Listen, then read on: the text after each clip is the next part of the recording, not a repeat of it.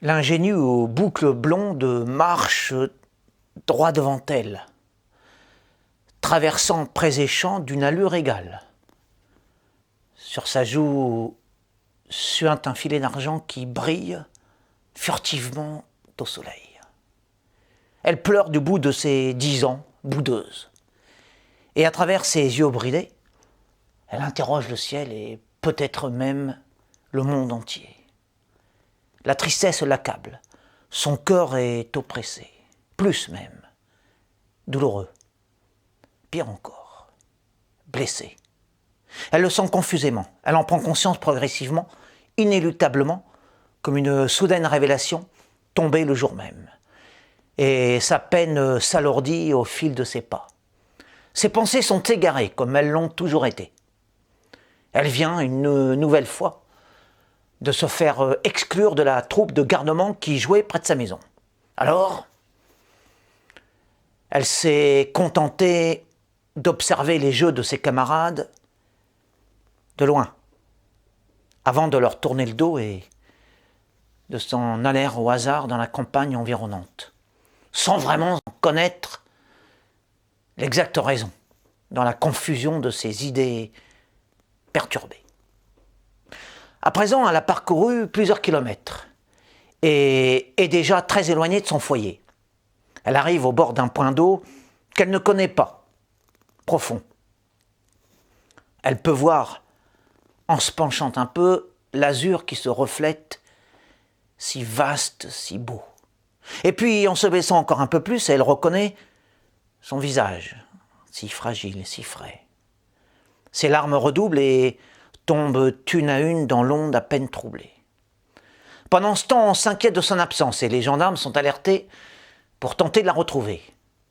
On craint pour sa vie, sait-on jamais, avec toutes ces histoires de mauvaises rencontres. C'est encore une frêle gamine.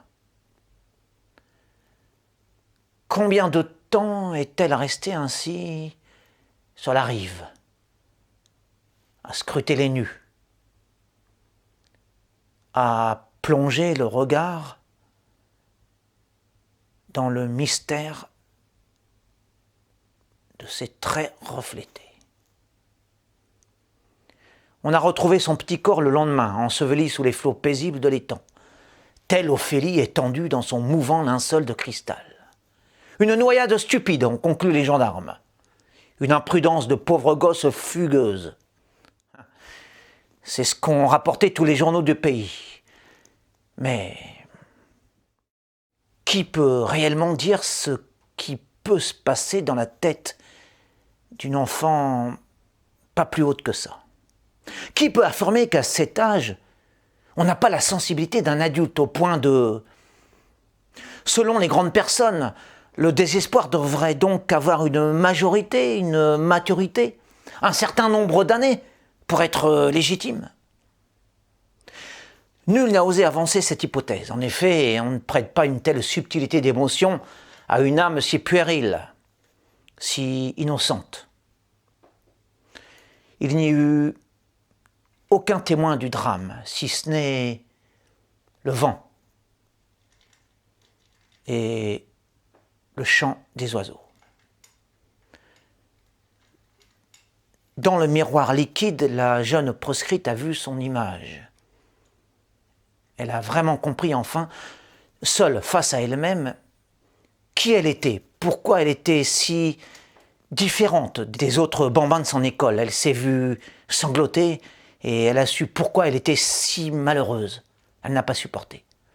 Tout cela n'était pourtant pas grand-chose, lui assuraient souvent ses parents. En fait, tout ne tenait qu'à un mot. Un seul. La petite fille était trisomique.